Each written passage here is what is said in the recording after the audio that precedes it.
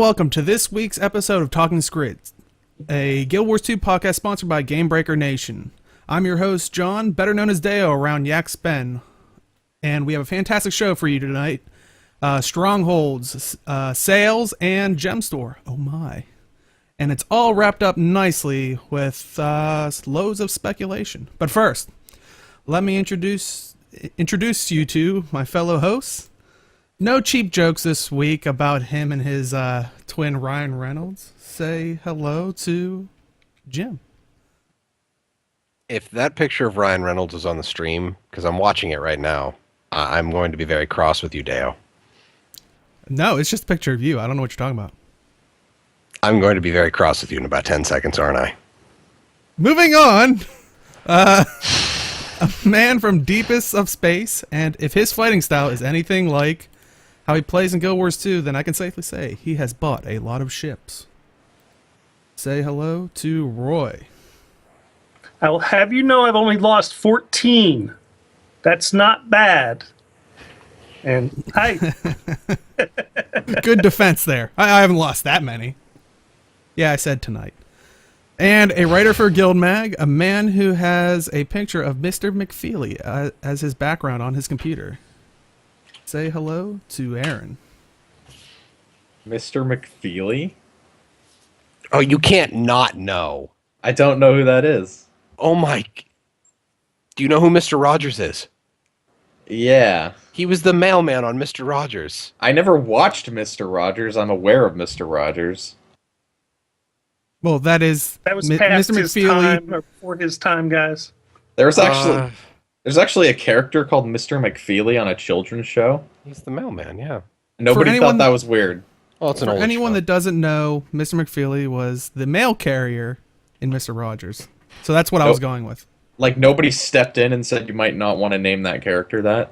Well, the show was started in, like, the 80s. What? No, I was gonna say, 1968, it was- 1967. Really? Yeah, I would I say didn't it know was it'd been way going Yeah, that before long. it started with Sesame Street about the same time. And like I said, this is the Guild Wars 2 podcast where we talk nothing but Mr. Rogers' neighborhood. See, how am I supposed to be aware of something like that? You're not. It's for everybody else to laugh at. And you to wonder why. It's a joke that makes you think. But why? Not why so would much you, a joke. Why would you claim that's my background? I don't see the connection. Random joke is random. Mail carriers. I was running with the mail carrier thing. Oh, okay. Yeah, I don't like those. And before Malthanis gets mad at me again, let me switch back so his webcam's on this one shot. If you don't know, I apologize ahead of time. If quality's not the greatest, I'm trying to run the show and host, so I am juggling right now, so bear with me. But You are not. You're just Still- sitting there pushing buttons. yeah, at the right time. So let me switch that over. All right, there's beautiful Mr. Gem. All right. Are you really mad at me, Malthanis? I'm sorry. He won't talk the rest of the show now. Oh, crap. That's two of us that have promised not to talk. All right, let's get right down to business. I don't think everybody wants to see us here bickering and everybody being mad at me for jokes. That are hilarious, by the way. But anyway, let's talk about Stronghold Public Beta going underway Tuesday, correct? Correct. Tuesday to Wednesday. That's what it says. Does anybody want to give a little bit more information on the details of how to participate in the beta? I mean, it's public. Do we have to sign up for anything, or? I don't believe so. I think you log into Hearts of the Mist and you have the option to place. No, you don't even have the option. All PvP is Stronghold for that 24-hour period, isn't it?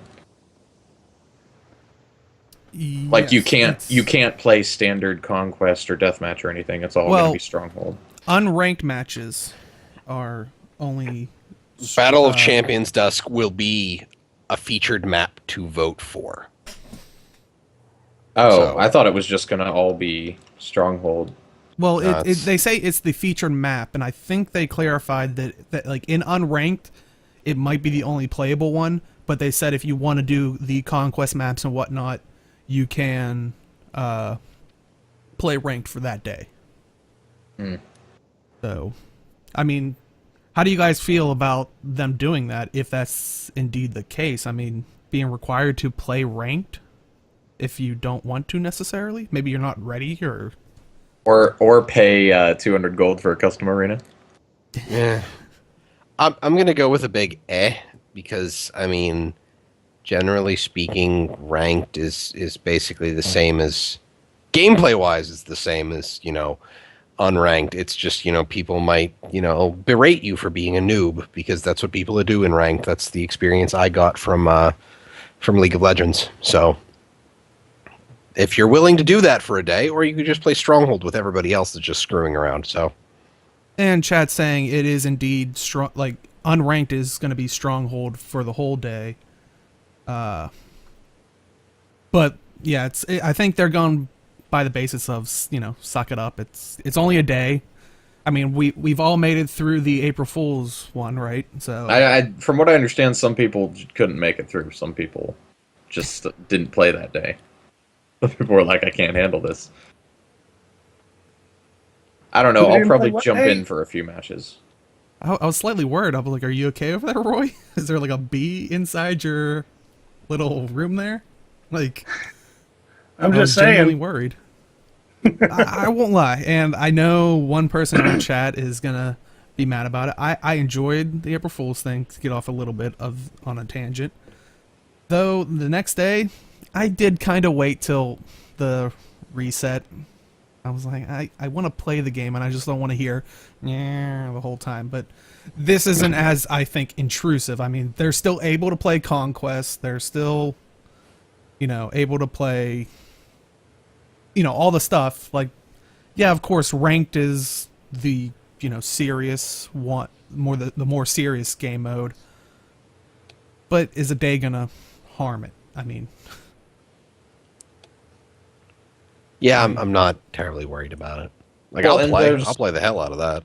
Yeah, there's also the thing that I'm pretty sure people are excited to play Stronghold, so I don't think people are really mad about it, are they? I think people are more happy that they're going to get to test out the game mode. Well, that and they have to get like I've said before on the show, there's no test environment like live, so getting this in is going to be probably the best amount of testing they're ever going to get out of it. Mm-hmm. So. Yeah, I'll probably jump in and be like, yeah, I'm going to play Stronghold all day, and I'll play like 3 matches and be like, I am done with this. Makes me wonder if they're going to give you a one of those Call of the Mist buffs for the duration of that. That would they might entice people to pop in and even try it out for the sake of it. I mean, that would be definitely smart of them. RainaNet, you can have that one for free. Well, I mean, for all of the other big events, they've been having, like when they were streaming all the PvP matches and everything, they had, a big Heart of the Mist or the Call of the Mist buff up. So, I mean, this is a big PvP event. Why wouldn't they put it up for this? Yeah, I'd be surprised if they didn't. I mean, like halftime, it's like that PvP thing goes up, and I'm like, oh, they are having a PvP, like, because they've had like a couple tournaments like during weekends, and I'm just like, they're still doing that tournament. So. I mean, that reminds me though. Do we even know what the rewards are like for Stronghold as opposed to Conquest? Like, we don't know any of that information, do we? I think what do you mean by glory wise or whatever it is now, like rank points. Like rank we don't know if the rewards are going to be the same as Conquest because the match is certainly like a different style of game than Conquest. So you can't say that the two equate to one another reward wise. But I think they just base it on win and loss and what like difficulty, like unranked, ranked, and team ranked or whatever. You get more and more for that. Like, because I think deathmatch, like they have the deathmatch, the courtyard. Yeah, I'm just saying, as far as we know right now, like we don't know because we've never seen people play this game mode and get rewarded for it. It's only ever been in beta. Oh, like, you mean events. Just for the beta? I thought you meant when it actually launched. Yeah, I don't know if they're. I would imagine they would give us something for it, like. And it I don't know. Oh, go ahead.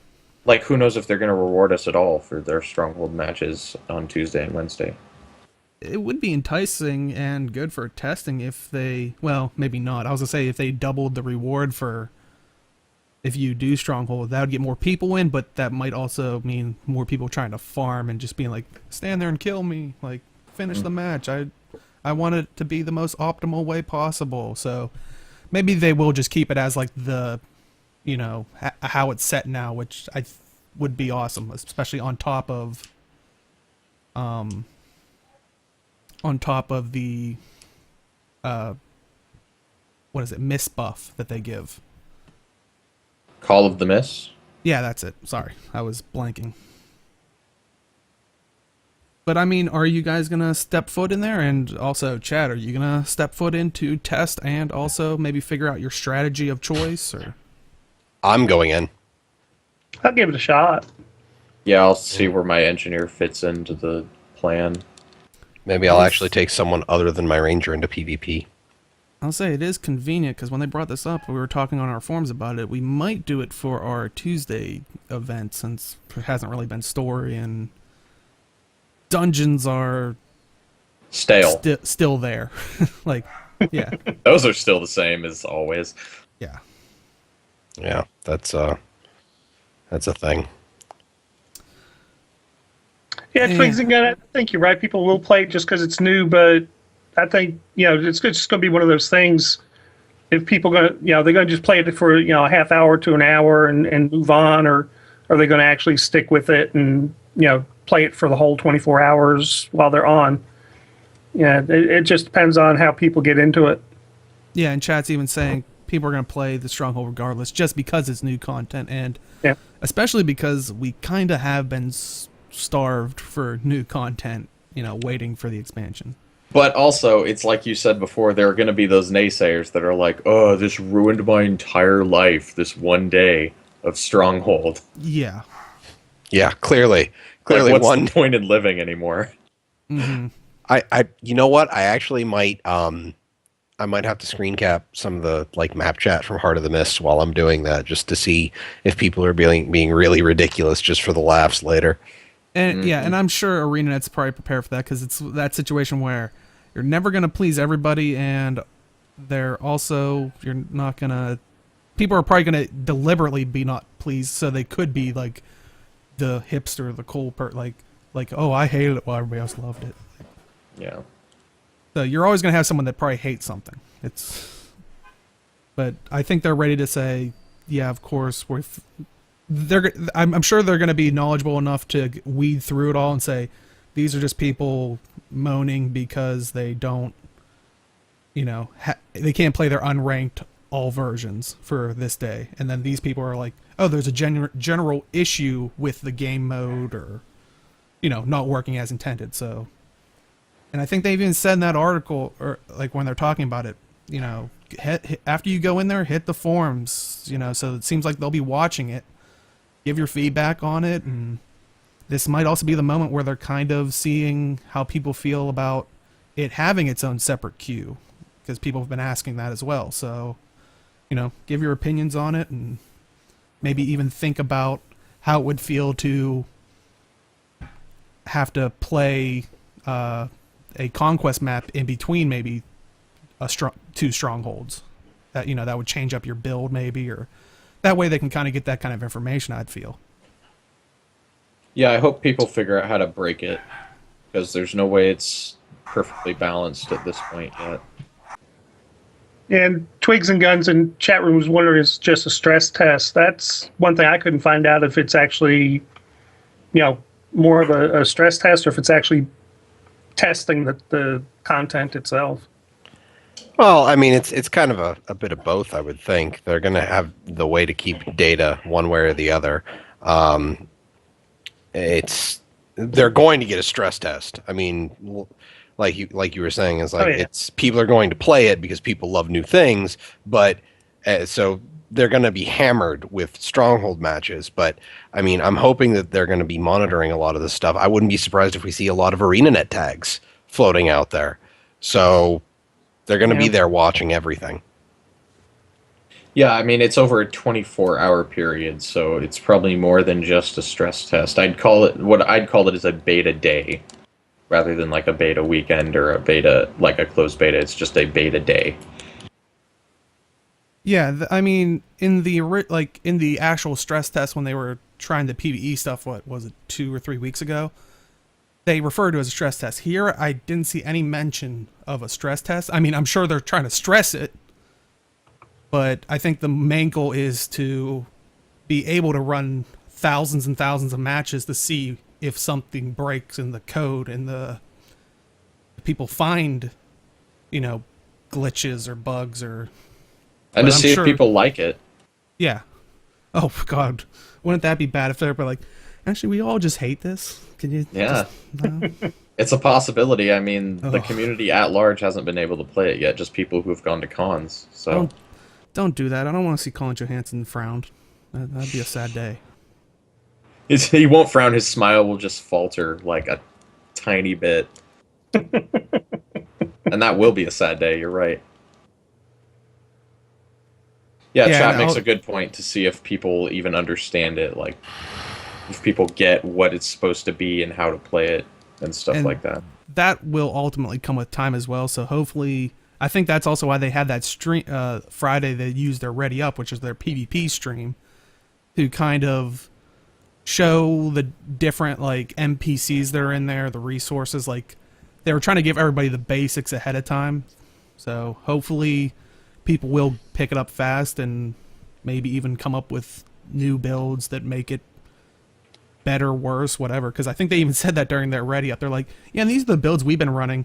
I'm sure once it goes live in an hour, people are going to find better ones. Like, they knew fully well that, they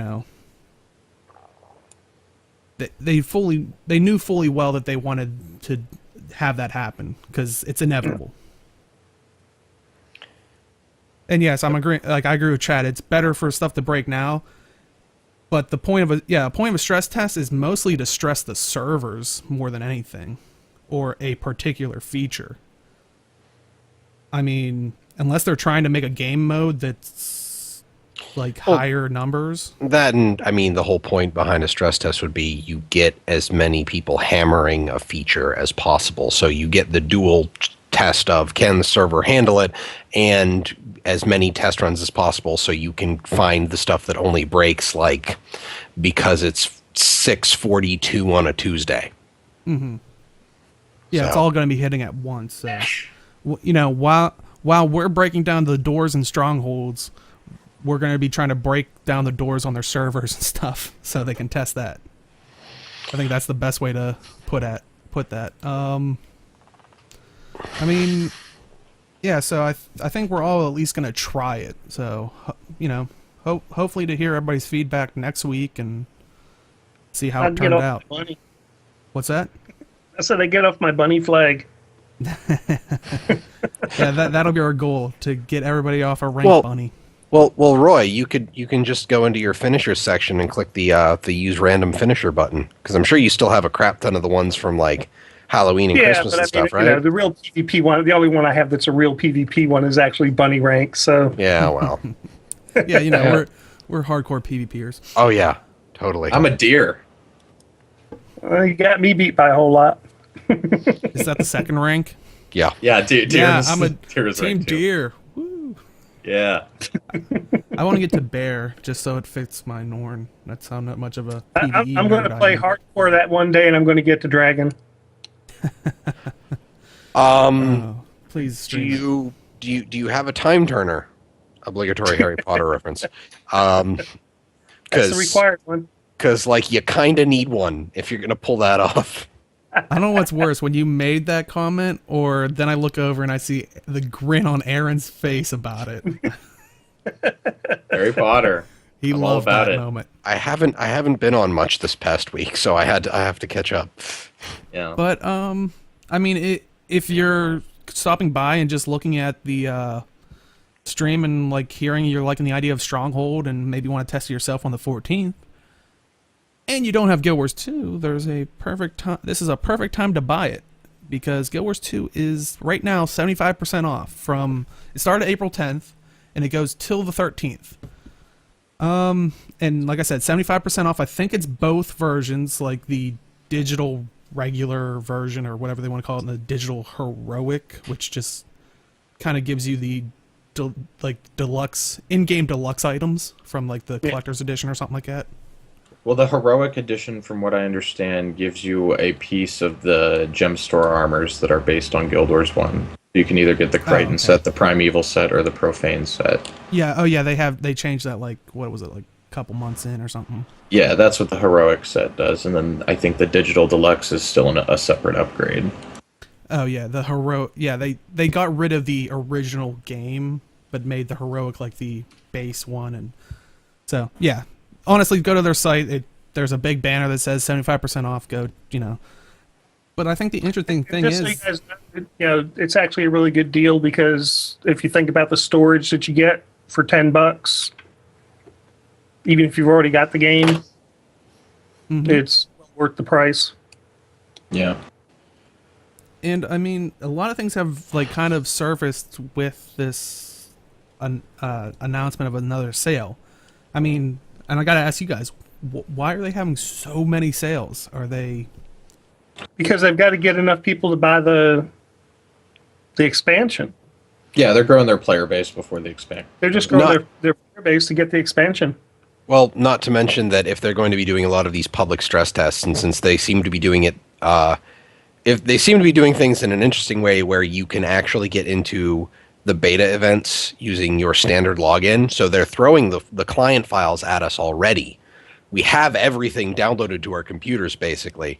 So they want more people in so they can get more people to do the testing. So I mean, I get like the previous two, they're growing their player base. They want more people in so they can buy the expansion. That makes tons of sense. But if they're doing all this open beta stuff, then it also makes tons of sense that they want more testers to come in. And if they got people excited about the expansion, they're going to be able to sell more copies. And then if they throw a sale on top of that. Yeah, I was going to say, I have to agree with you there. Like, I mean, it probably gets those people that are maybe never picked up Guild Wars 2, or there might be some people out there that are like, you know what, I'll wait till the expansion to get both or get something. But this deal, it's like 75% off. Why wouldn't I? Like, well, and it's like, keep in mind they don't lose any money by selling this digital product for any less than they normally would because it's not a physical thing, so it doesn't cost them anything to produce it. And I've been popping in people's streams and talking with some people that have just recently bought the game, and I think that was the first thing people were like, "Oh, it just went on sale." I was like, if you're in this situation, if you bought it from them, definitely try to contact customer service, because I've heard stories where if you're within a couple of days, sometimes they will give you the benefit of the doubt. Now if you bought like a month ago, that's but if you bought it like a day ahead, like maybe April 9th or something, definitely try to get in contact with them, see if they can do anything. I mean, worst comes to worst, they'll just say no. I mean, not the end of the world. They won't ban your account being like, well, clearly no, ban. Like, you don't have to worry about that. But, I mean... No, obviously they'll send you a scathing email back telling you how stupid you are for presuming you could possibly get a refund. That's what everyone's scared of, right? They don't want to be called an idiot. Everyone knows that's what customers are. They just sent a video of Colin Johansson back where his smile is just quivering, and people are like, no, not the smile. But one of these days, like, we're gonna get an interview, and he's gonna just look at you, and it's just gonna be like, "Oh, I will not be on that show." He's gonna look at me and he's gonna be like, "I've heard everything you've said about me." Yeah, you will, because see, the thing is that they set the interview up because you have to do a Colin Johansson interview, then you can do a Rhys Osby interview. I don't know what you're talking about. All right. But I mean, I started thinking about it because there's been wild speculation about the sale, and I think some people have done math, and chat saying I have a crush on Colin Johansson's smile. I mean, how can you not, is the real question. Yeah, clearly. Math was done. Like, I think some people were saying, like, if you take all the sales that have been since January it's been decreasing by 7 days, and this person's now predicting that the launch is like June 19th or something. But I started to think, like, if they're trying to get more butts in the seats, so to speak, in about 2 months is E3. Do you think we're gonna have a big announcement that maybe they want already all these butts in the seats that probably will be guaranteed expansion buyers? I mean, no, they're not gonna launch in June. No. I'm thinking more of a release date or. I'm something along expecting. Yeah, I can maybe see. a Well, are they solid going to go release to date. E3 this year? Because haven't they steered clear of E3? Well, they haven't had something like this to announce at E3 before, but now they I'm have an actual thinking- product. Yeah, I'm thinking a possible release date, or they're going to give us solid information on specializations. Yeah. What I if they can think- give us between the 2 months? Well, keep in mind that E3 is a press convention. It's not a fan convention. So Yeah, there will they've be always avoided it because of that. They've always wanted to be there for the fans, not for the press. So, until I see that they're even going to go to E3 this year, I wouldn't Yeah. even consider them going. I wouldn't expect any in-depth gameplay information at E3. I would expect things like release dates, box price, stuff like that. And maybe a new trailer. They like E3 is a big place for new fancy trailers, so So, I mean, you also have to look at it as they might not even have to go to E3. I mean, what if they just announce it during that time frame where people are looking at, oh, look at these other games, and then it's Yeah, like, 'cause- oh, hey, here's this bit of information. Come back. No, come here. Like, because it's just a press boom, and it's like chat saying, I don't know that they've, like, even when Guild Wars 2 was coming up to launch, they went to E3, so they probably won't even go. They wrote off E3 at the end of Guild Wars 1, and they haven't gone back. Yeah, I'm just saying, if they did go, those are the things I'd But expect. But it's I doubt a they good will. time to coincide a release date or something like that. Just they don't have to be there at E3 to do it. They can just, during the weekend of that convention, release the information, or the Tuesday before all the Tuesday. gaming hype that surrounds, all this information of other games. Like, like we're saying, is they don't even have to go. They could. Yeah. Their people are going to be looking at their site. They're going to be, checking their forums. They're going to be checking, so. If they're truly dedicated, like wanting to go for the fans, I mean, like you guys said, if it's just press mostly, why not just put it on their site? Because their fans are going to see it.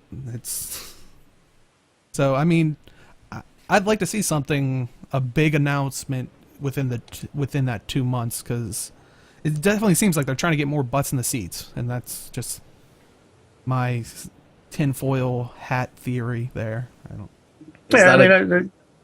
Is that basic just makes business a business- tinfoil hat theory now?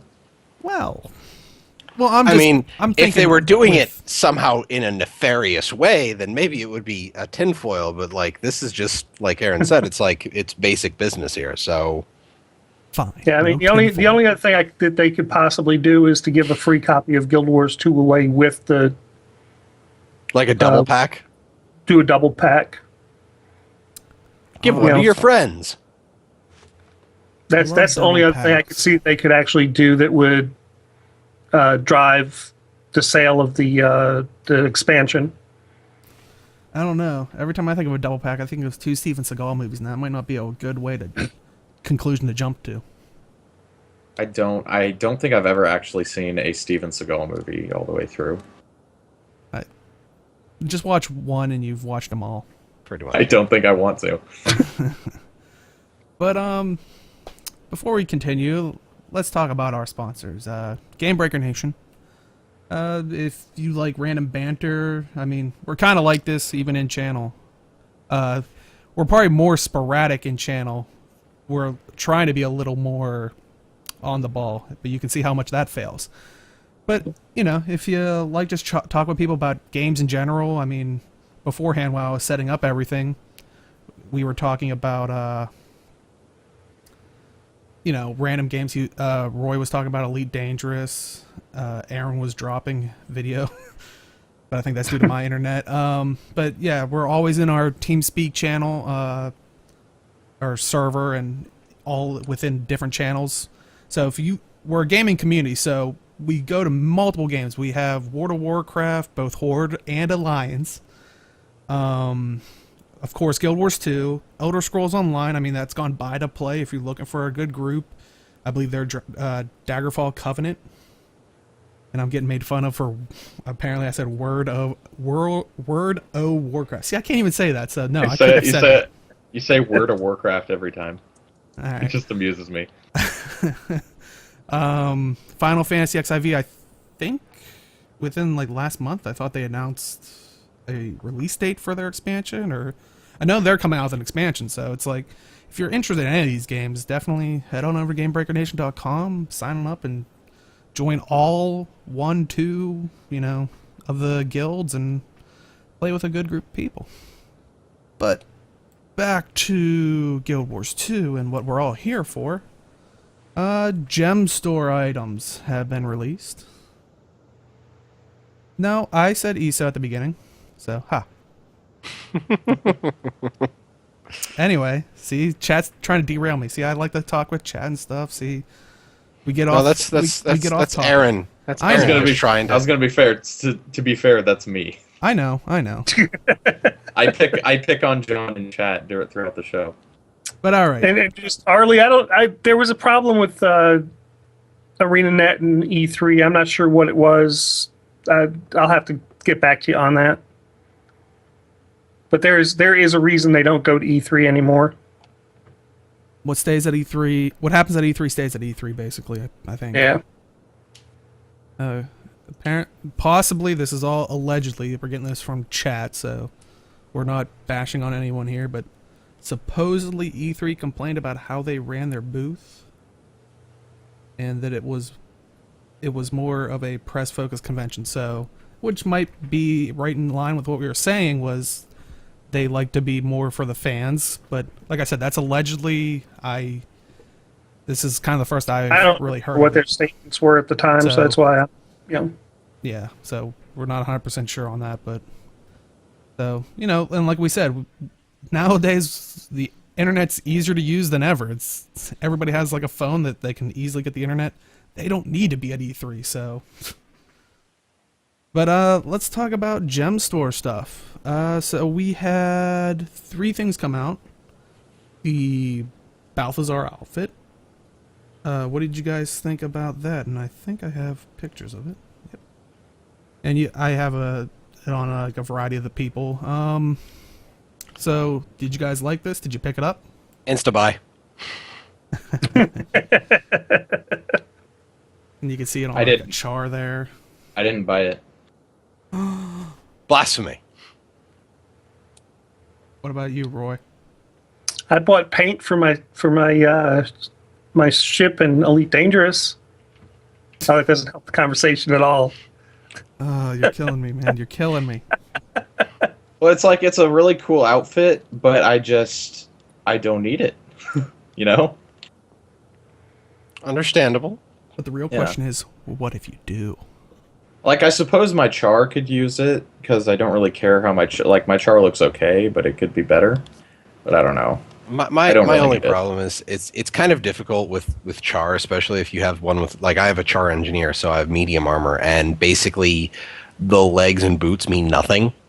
So it doesn't matter what skin you use for your legs and boots on a char.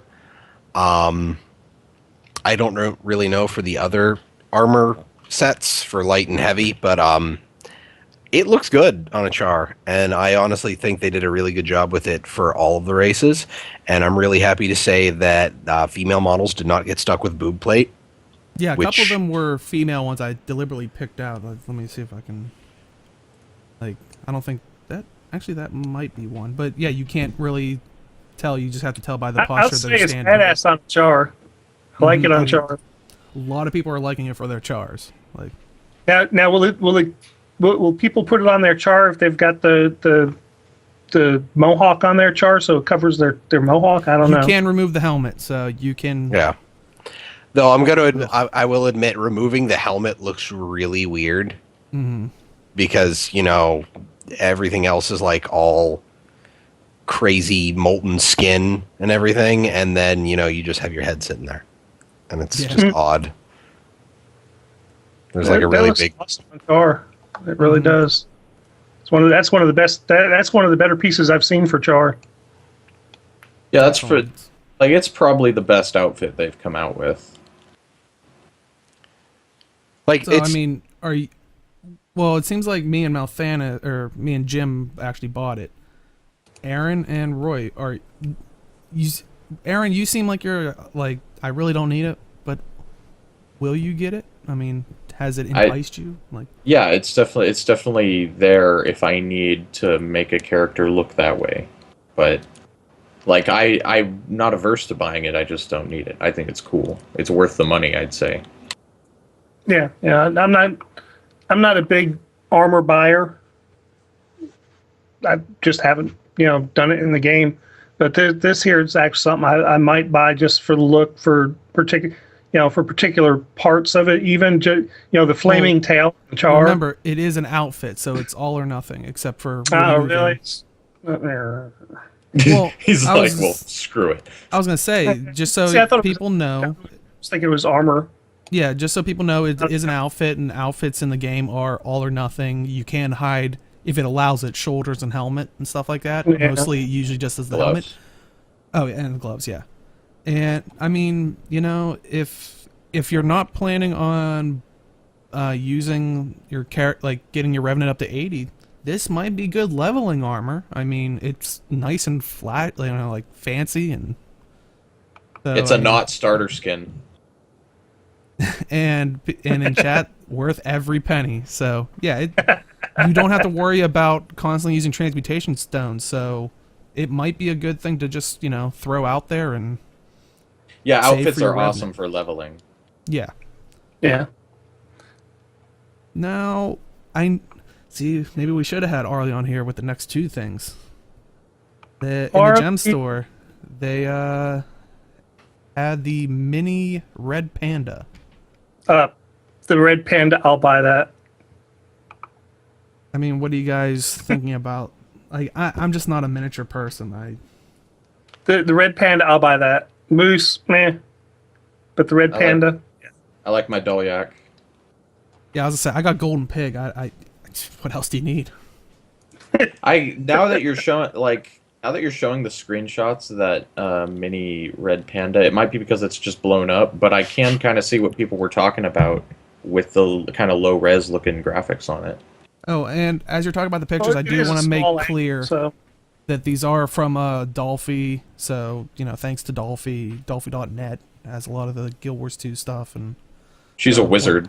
Yeah. So once again, thank you for having these images so we can present them like that. But yeah, you you're were trying right. to say something. I would say it looked like you were trying to say something there for a while, Jim. Like, would you buy this? No, because I'm going to agree. I'm not really a big mini guy. Like all the ones, like I've said before, all the ones that I have are either from birthdays, randomly getting them out of, I think, Black Lion chests that I randomly get keys for from looting them, and then GBN events as prizes. And I don't really use them that often. I mean, if we do get Polymock, I'll probably end up having them out. But I'm kind of agreeing. Like, I see where people, like, they were talking about people complaining about low-res texture. That does look kind of like that's not up to snuff with their other. What I'd like to see them do is, is put the raccoon or one of the cats next to it, because it's kind of hard to tell, because it's a small animal about that size. So, these are blown up a bit. I use the mini orange tabby cat on a lot of my characters because it's from the Hall of Monuments, and I like it because it's a cat, and it looks a lot better than that. Okay, well, like even the moose, like that is right along with it. They're roughly the same size, because minis tend to be about the same size, and the moose texture looks a hell of a lot higher res than. Well, I was to say, since we're speaking about it, let me bring up the moose one. Well, and chat's saying it doesn't look. They thought it didn't look so bad in game recently, so maybe they updated the skin since they released it.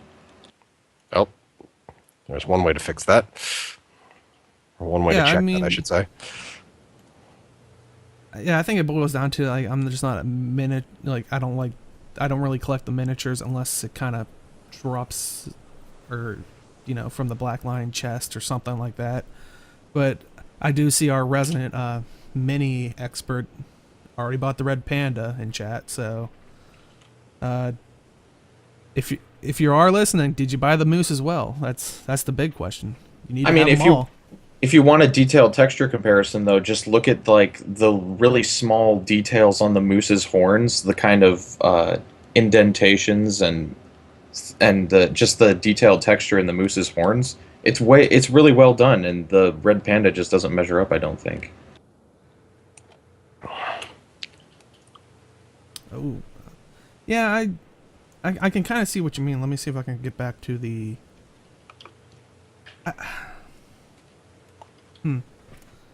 I think it looks okay. I mean, I don't know. I think it.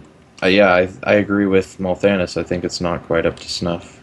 Yeah, that looks very N64. No, oh, come on.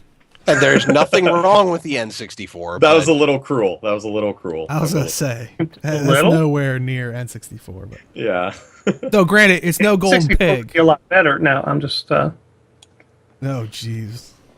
Not in a million years. Go play an N64 and get back to me because you're remembering it's it one wrong. of the things. I've never played a console, so. Oh, he is. Wait. Roy is PC Master Race. Wait, you've never played a console? Ever? I've never owned one. I've played one at like other friends' houses when I was a kid and stuff, but I never owned one. Yeah, I've been PC since, PC. Since it was just C. Yeah, well, before would like to Pentium say- had any numbers after it. I would like to say I'd want to preview the Mini, but it is, again, one of those styles where you can't see it in the wardrobe. So.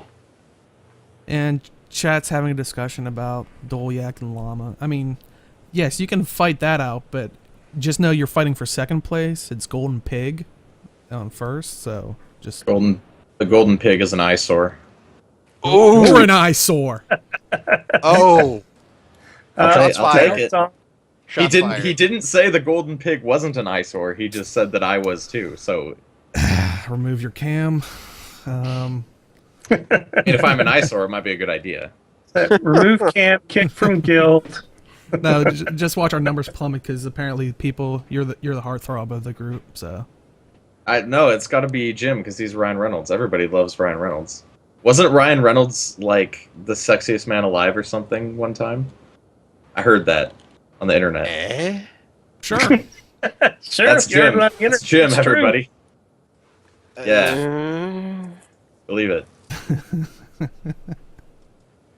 Speaking of sexiest man alive, Razah Some moved down a smidge. That was a non-segue is what that was. Wow. Did you really just? That's the best you could come up with on that? Yep. Hey, Asoran are awesome. They're second place.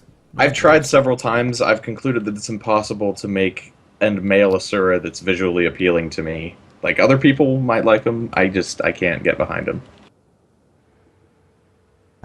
I think you're okay, but I mean, you gotta worry. It looks like they're making Razah Some fall into the water. Apparently, it moved like all of like 1 degree. So, be worried. So, did you guys hear like the? I just thought it was funny the amount of speculation the community went into over this. Like, Razah Some was moved south in the game map, like an infinitesimal amount, and people are going crazy. Like, why did they do it? Why did they move Razah Some down? Clearly, it's to make room for something that's going to be in the map in the giant, conspicuous, unexplored square of map space north of Razah Some. Yeah, like SAB 2015. Right? No. Okay. Are we gonna do another Occupy SAB? Oh, they did one. They did one on April Fools. Because people are Really? And it wasn't an April Fool's joke? It was for real? No, it was full of fools. Because people wanted SAB back for April Fools, and so they were like, SAB or Riot. How are you? No, Riot is League of Legends. Oh no! You know what would have been great if they were Terrible like puns. I'm sorry. If they were like SAB or Riot, They have that. I think they took it out because it didn't work last time. But when people were glitching out of the map to stay on the ground level of the Radisson, they put in a code during one of the betas where it would teleport you to the prison. If they would have mass teleported everybody to the prison, be like, all right, you wanted a riot, you got caught. That would have been great, but you know. I don't know. I just feel like if these people like 8-bit platformers so much, they should go play 8-bit platformers. Guild Wars 2 might be the wrong game for them. I'm just saying. But I mean, I enjoyed SAB. I'd like to see it come back. I just don't. I wasn't going to be one of those people that's like running around holding imaginary picket signs. Can we also speculate on how many thumbs downs we're going to get on YouTube for saying all this? All of them. That's the answer to that. All of them. I'm okay with that. All of them. We're going to have a Darth Vader lightsaber. Woo! Yeah.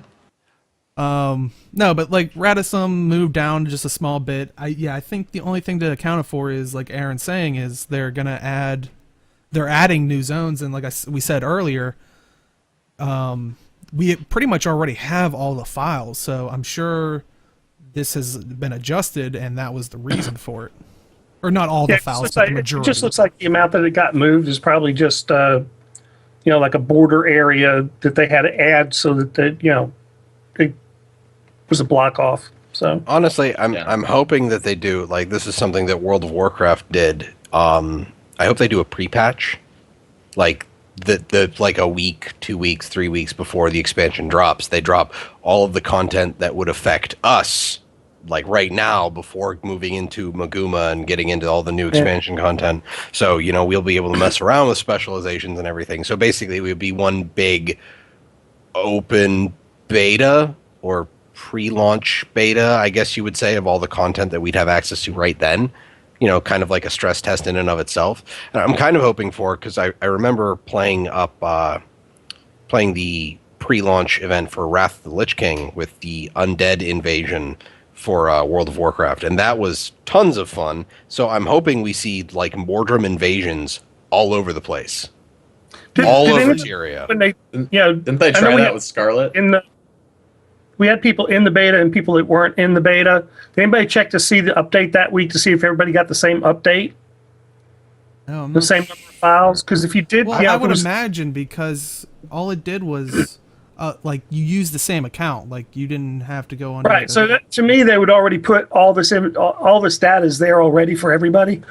Excuse me, and it just was flagged for those people that were invited to the beta. The download been done for most of this. Yeah, all this stuff, all the hot assets that are in the game are in the game engine that we play.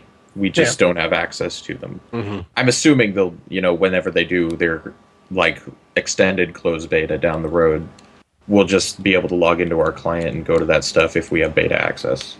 Like, honestly, at this point, they probably have like just a flag on everybody's accounts that's just beta access, true, false, and they have everything else that they're adding in with another flag that says is beta content effectively. And if you have a beta account and they have beta content in at the time and it's enabled, you can go do stuff. Because I think Aaron was telling me once that you can get the chat codes for the waypoints and everything that are in Maguma. So if that stuff's there, then everybody's got the client. It's turned off for people.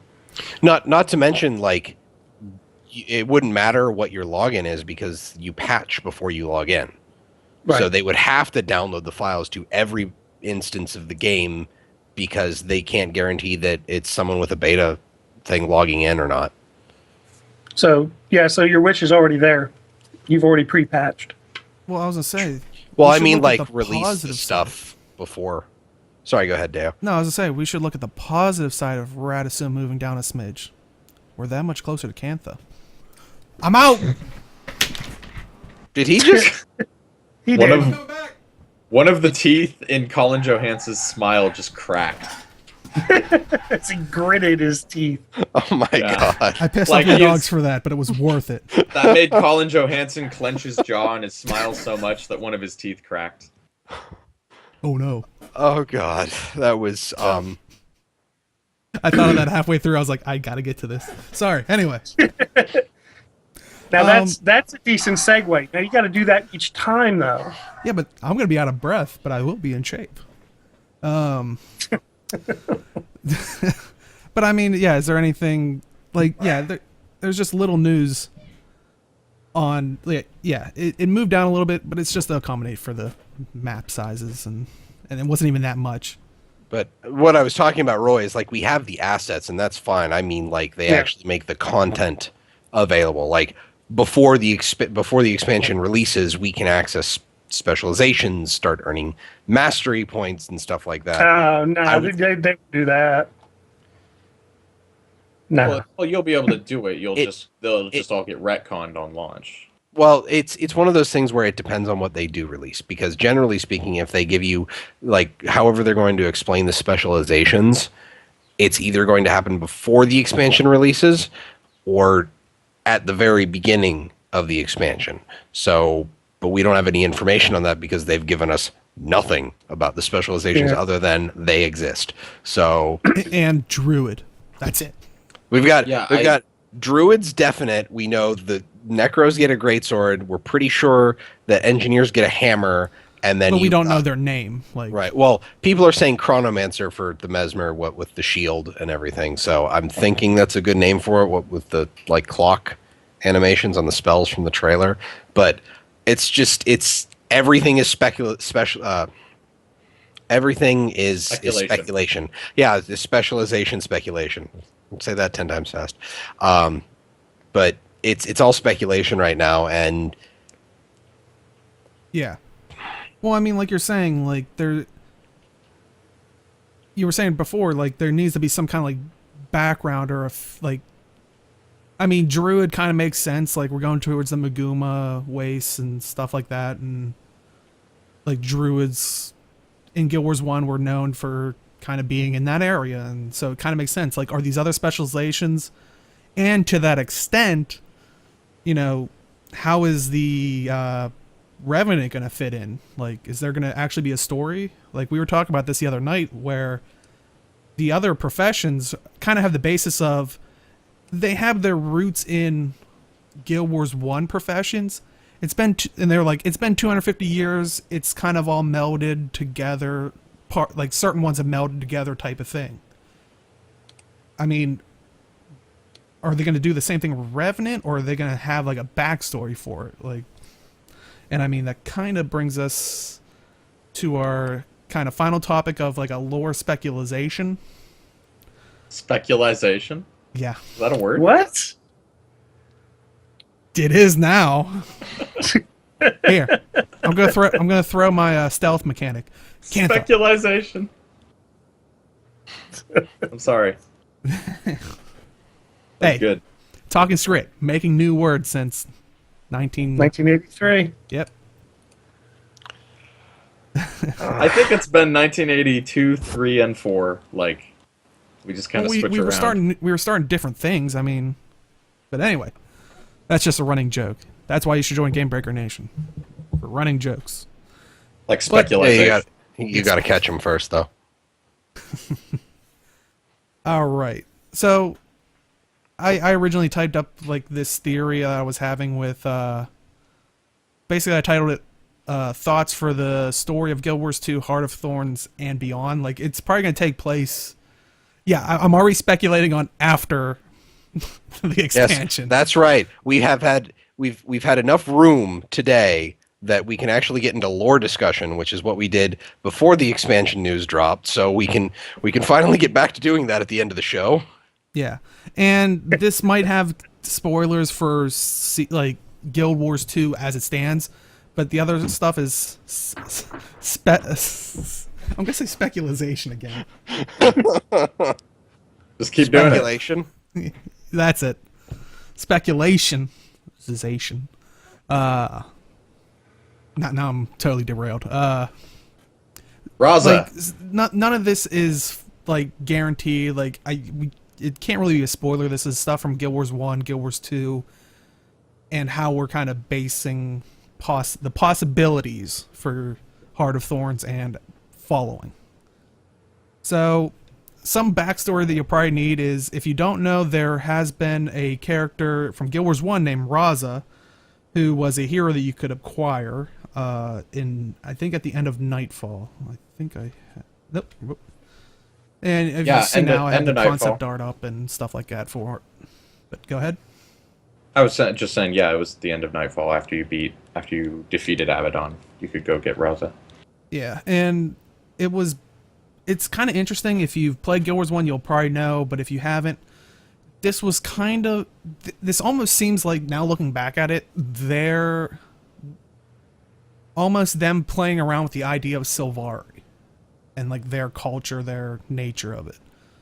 But it's, if you like look on their wiki and stuff about Razah, it's interesting to note that according to it, Razah isn't a demon, but is spawned like demons are in the mists. And Razah was formed in the mists, but occasionally a creation that isn't a demon could spawn. And supposedly Razah is this creation.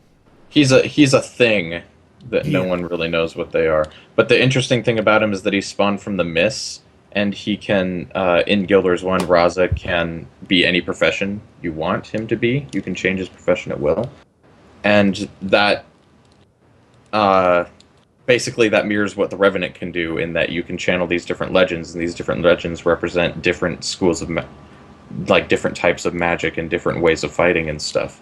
And so there's a big correlation there. Yeah, if you watched like the trailer that they originally had, where it was Ritlock walking through how, and now that we know this, like we've seen the stress test and stuff, where he can become have the aspect of the Great Dwarf. Blanking on the demon. Malix, yeah. I wanted to say Mingus, but that's a different thing. Don't give me that look. Is that a speculation? Yes. It's specifically specializing in speculating. Now I feel like V for Vendetta. Ugh. I feel dirty. S for speculation? We're just trying to do the alliteration. Anyway. But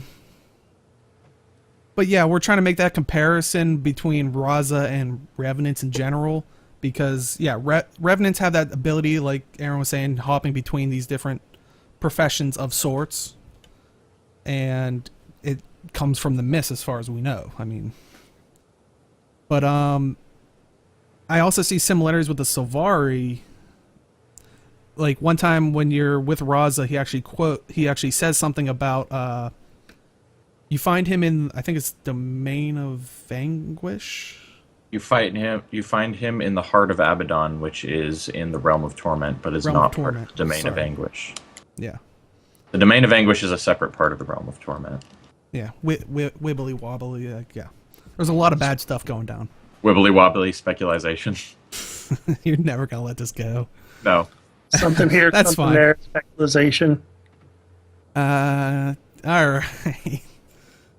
But, yeah, when you're with Razah, because you actually have to do a quest to unlock them as a playable hero.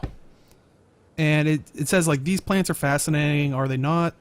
They grow throughout the realm wherever there is enough blood for them to feed. Do not touch them. One prick will lead to a painful and certain death.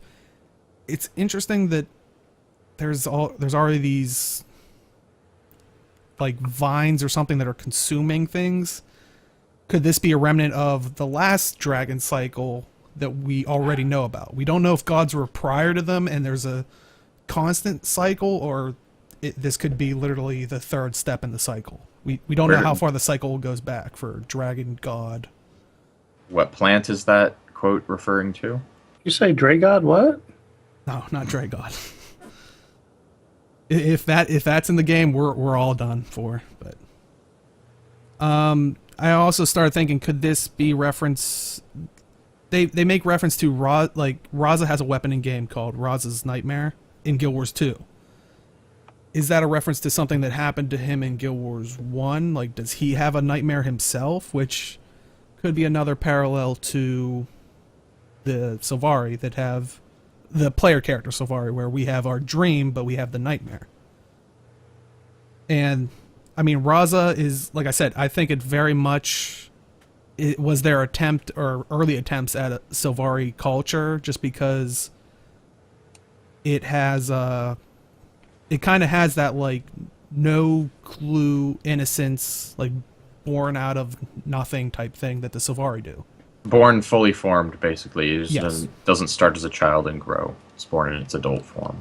And has that like innocence. And is like a humanoid body. Yeah.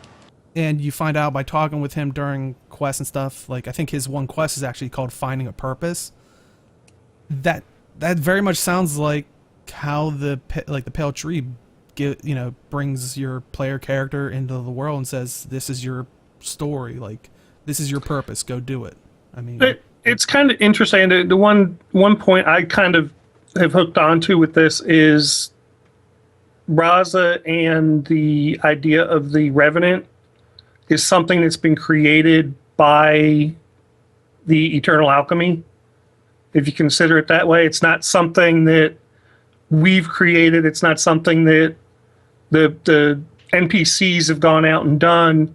It's both of these, this profession and this NPC have actually been created by the Tyrian magic to protect Tyria in some way. well, actually, and that's what I start speculating on, is actually Razah was, I think he was created in the mist by the gods and was controlled by Abaddon, like was being captive by Abaddon, but since you kill Abaddon at the end, spoiler for anybody that hasn't played Guild Wars 1, but play it, it's a great game. He actually, he's like, I no longer have a purpose, like. And Does it say he was created by the gods, or does it just say he's spawned by the mist? Basically he was spawned by the mists, and Abaddon's minions gave him some sense of a mission.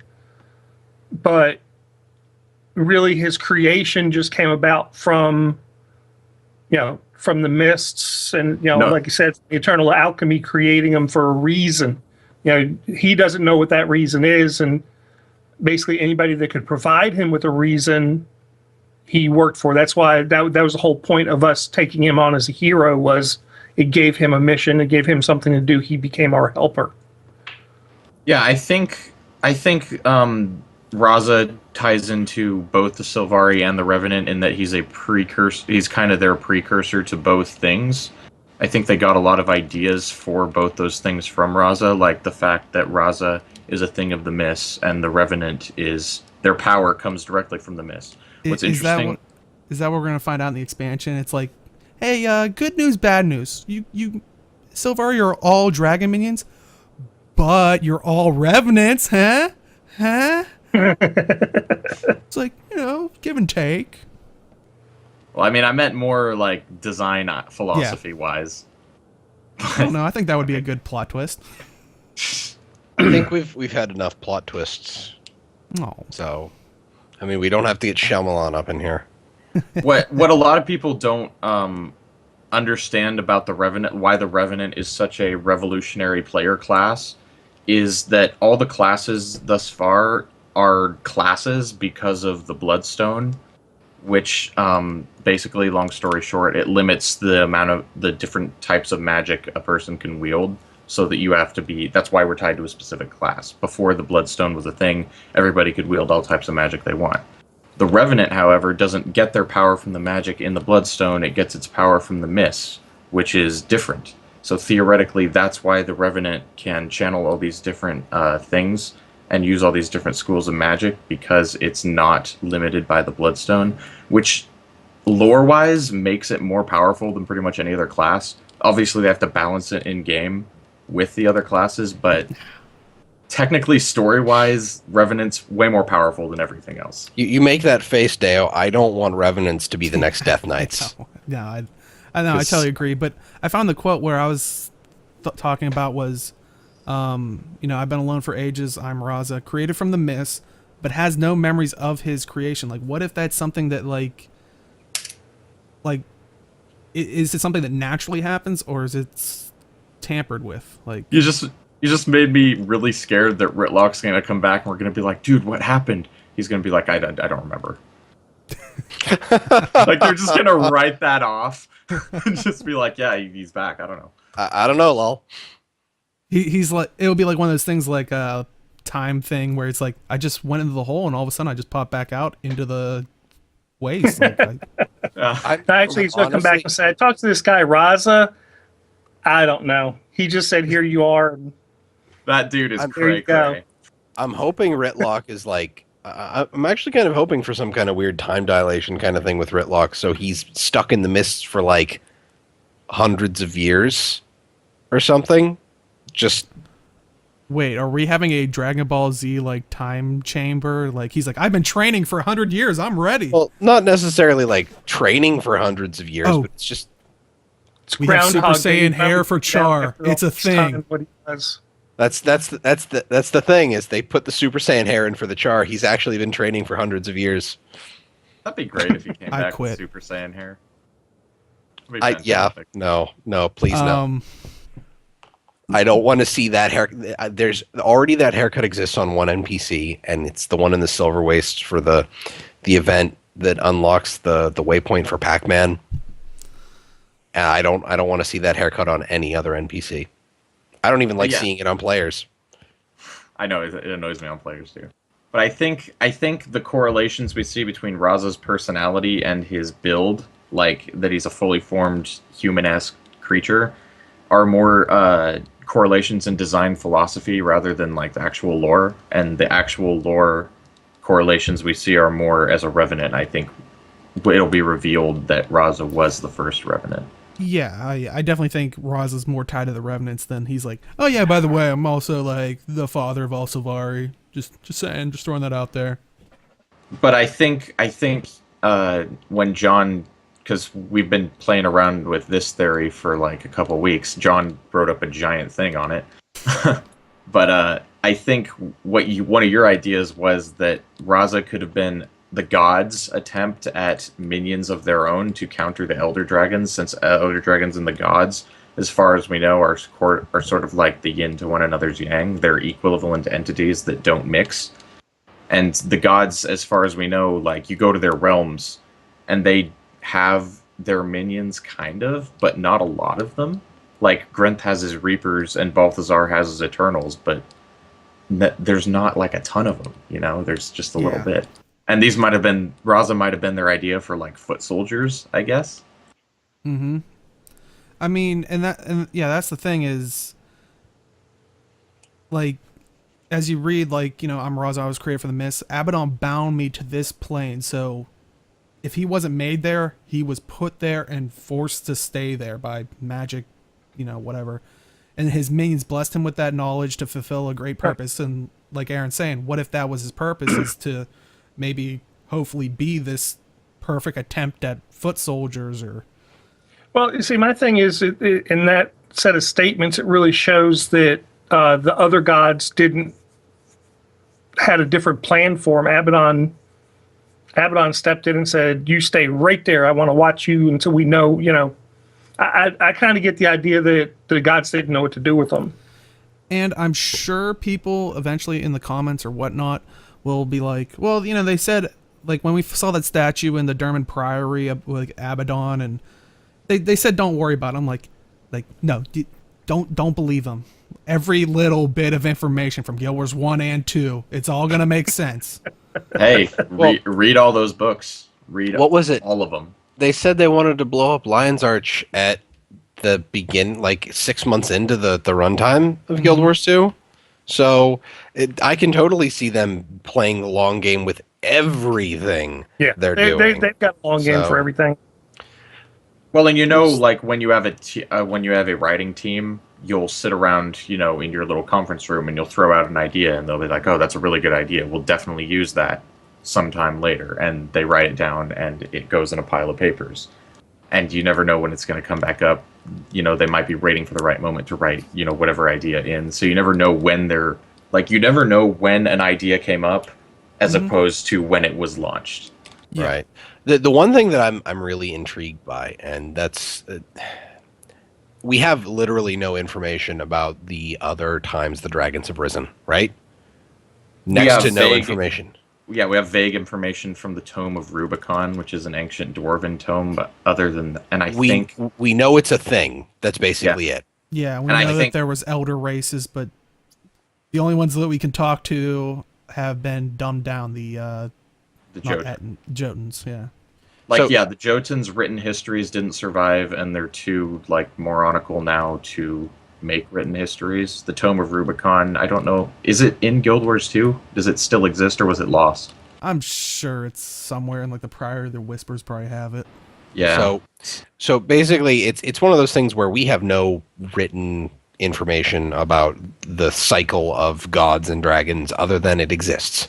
So Yeah. the thing that's really intriguing me right now is we've seen from the beta footage is we've got humanoid, highly intelligent, able to speak common Mordrum minions, which I think people are assuming are basically what the Sylvari would have looked like without Ventari's influence. I'm kind of worried in general about the fight with Mordremoth taking a great period of time, as opposed to the fight with Zaitan, which was effectively just you working through your personal story. So Setting up a What do you mean? fireworks display. What do you mean by a great period of time? Like, you think it's not going to be I- resolved in the expansion? I would be surprised if it was, or if I Yeah, would I would say honestly by expect. the end, I would say honestly follow, along those lines. After the expansion comes out, it'll be the whole next chapter, which will take us through this Christmas and into next year before we have a resolution on most of the story. But we might not get to killing Mordremoth till even Yeah, because we don't even know next where year he sometime. is. Well, and there's also the problem that we're slowly creeping up on the like we kind of know like the player base knows, but in-game lore-wise, story-wise, we're kind of creeping up on the idea slowly that killing the Elder Dragons maybe not so smart. So, like, in lieu of killing all these dragons, inevitably we're going to end up, like, us and our little posse are going to end up coming up with some alternate solution to the dilemma of the Elder Dragons are kicking everyone's ass. And we're going to have to figure out how to make that not happen anymore while simultaneously not killing them, while simultaneously having balance remain in Tyria. And I think that's going to involve the Well, gods somehow. Have they really led on to any of the fallout with? Because ArenaNet officially came out and said that Zaitan is dead, right? Yeah, they did. Yeah. Okay, because even with in-game stuff, it's still kind of like they have his tail in the special archives of the Derman Priory, but they never said in-game that Well, Zaitan, the like imagery there was no from the, body. So Yeah, the imagery from the Eternal Alchemy pretty much sealed the deal on Zaitan. I don't think Because there's, that was there's because still that, no that confirmation actually on what showed that meant. What's that? There's still no confirmation on what that meant, I don't think. yeah, there's nothing Well, like I mean, it's it's pretty obvious that one of the the globe, it's obvious that the globes represent the dragons. It's obvious that the one that represents Zaitan was for, the magic that was there, whatever energy was there, was pushed back into the system as a whole. It wasn't, it didn't split Did they amongst the other show- dragons. It went back into the Eternal Alchemy. So, and we also have confirmation that the different lieutenants became more powerful because of that. yeah, they did say So- that the Tequatl rework there was an actual in-game lore reason for Tequatl Right. becoming more powerful. But they've never clearly stated that was the reason. I'm That's assuming pretty that's assumed. that's probably going to be something they're going to have to explore because, like Aaron was saying, is we're creeping up on why killing the dragons is bad. So they actually kind of have to make us face why it's bad. So And Oh, go ahead. what I really think is going to end up happening is the human gods are basically entities. In my opinion, a lot of people think the Elder Dragons are more powerful. I don't buy that. I think the human gods are entities that are on par with the Elder Dragons in terms of raw, ass kickery. So I think That- I think they're going to have. Go ahead. Oh, I was just saying. came I up think with they're going to something, come I'm back like, in. Sorry. But the other thing to think about, too, is with the Death of Zaitan, we actually have a new profession that has different magic involved. So that we could actually say the Death of Zaitan created The new branch of necromancers, the new brand of whatever. whatever their So, specialization is going to be. New Okay, special- yeah. all this Wait. stuff happened because of the Death of Zaitan. But how So would that? specializations. Are you talking about the actual profession of like Revenant, or Yeah, I'm actually saying Like all what the I'm saying is specializations. because we have this new way to do things. The Revenant, that would also be a direct result of Zaitan's death. In other words, Zaitan's death returned this magic to the system, and because of that, a new profession was born. So what you could conceive is every time we kill a dragon, we get a new profession. I really don't like. They wouldn't be dropping this idea that killing the dragons is a bad idea if they had it written down that we're going to kill all the dragons. So I don't think we're going to end up killing all the dragons. I was gonna say that's gonna be something scripted, because if they vote upon that, they're like, yeah, let's kill a dragon, let's get a new profession. All right, like it's like, yeah, but it's gonna put the world in turmoil. Yeah, but I'm gonna get a new profession. Like, I is my mic muted or? No, I can hear you. No, you're fine. Everybody's Oh, okay. fine. No, I was just.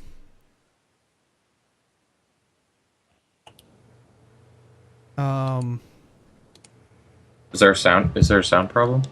Oh no, I just saw someone say mic muted or. No, Oh. you're good. I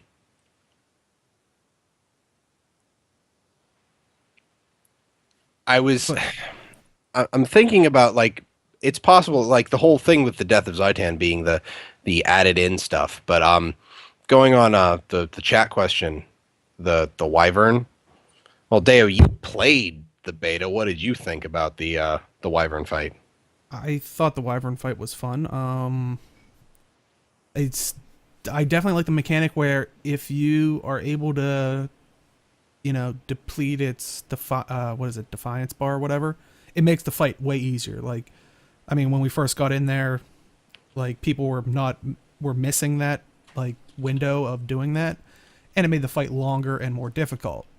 If you're good at your class and everybody can work together, it depletes it and it falls in that case it fell to the ground, and you could just bash on it for a while, and then it went back into like the blowing fire, and so it was still, you had to maneuver. But Now, one thing I never gathered about the Wyvern fight exactly is it like a world event size thing that you need 150 people for, or could 5 people do this event?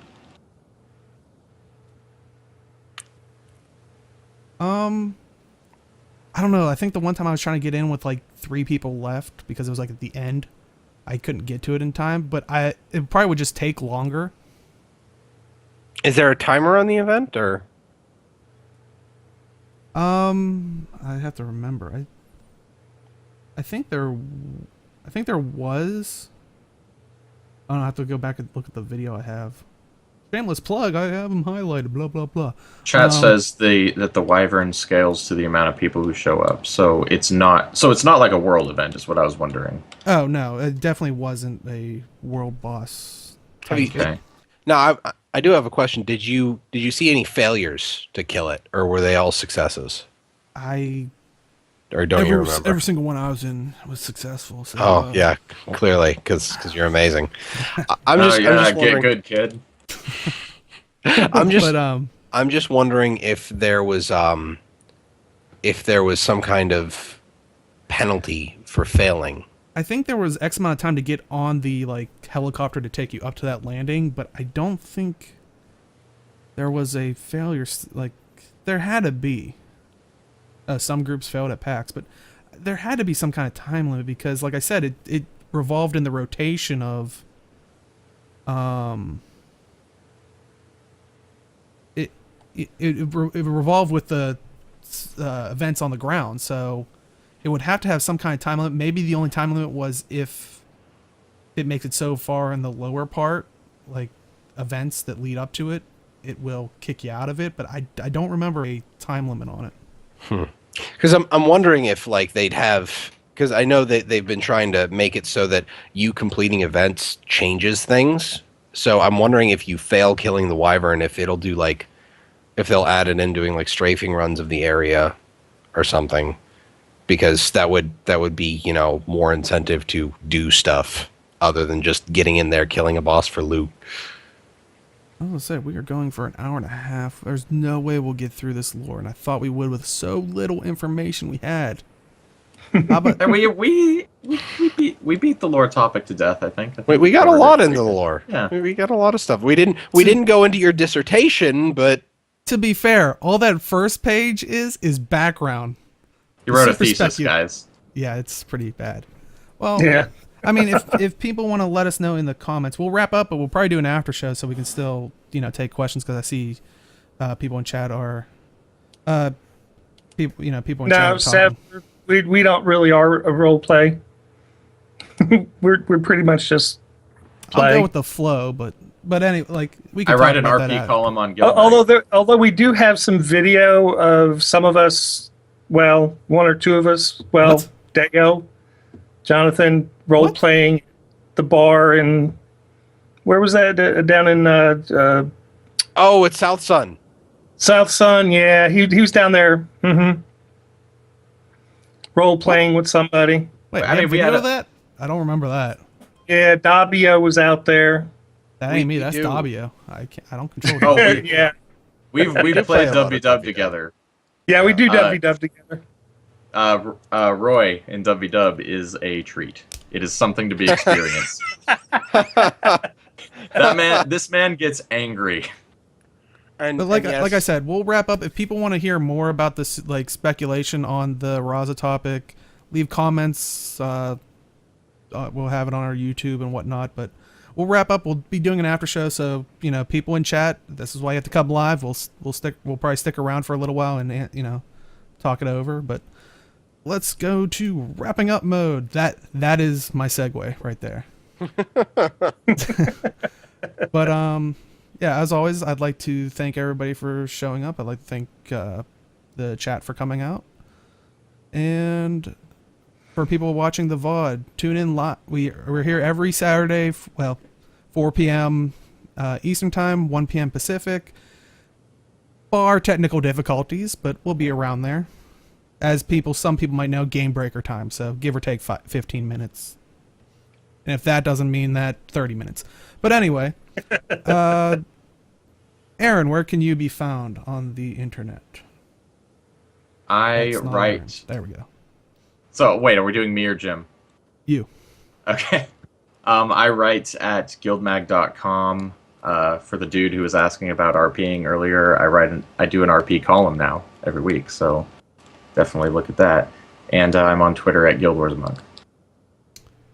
And Jim, where can you be found? I can be found on Twitter at MalthanusMMO. And Roy, where can they find you? I'm on Twitter at Royby62. I think there's one for CSG on Twitter too, which is for the group I play with Elite Dangerous. And you can find me in the forums at Gamebreaker Nation, and you can find me in the TeamSpeak for Gamebreaker Nation somewhere. And you can find me at simply_Deo on Twitch, Twitter, YouTube. But this is not going out on my YouTube. This is going out on our Talking Skritt one. So, like I said, if you want to leave a comment about it, go to search Talking Skritt on YouTube, and you'll find our channel there, and we'll have it up hopefully in a couple days. And if you want to hear more lore, give us your feedback, and we'll try to steer it maybe more towards that direction, or maybe perfectly divide it half and half or something. But did I say Oh something yeah, wrong? we also can all be found at Talking Skritt on YouTube. Yeah, but probably the best way of finding us is GameBreakerNation.com. We're not just a Guild Wars 2 guild. We have League of Legends, Final Fantasy XIV, Elder Scrolls Online, World of Warcraft, both Horde and Alliance. I know we have plans for doing Star Citizen. We have Elite Dangerous group up and running. We go where gamers are, and don't worry, I'm not the leader of Elder Scrolls Online. There's much more knowledgeable people in World of Warcraft. So trust me, we have good people in all those positions. It's not just like all of us operating those ones, because I would apologize ahead of time. But as always, head on to GameBreakerNation.com, sign on up, and as always, we will see you in the game. Good night, everybody. Take care, folks.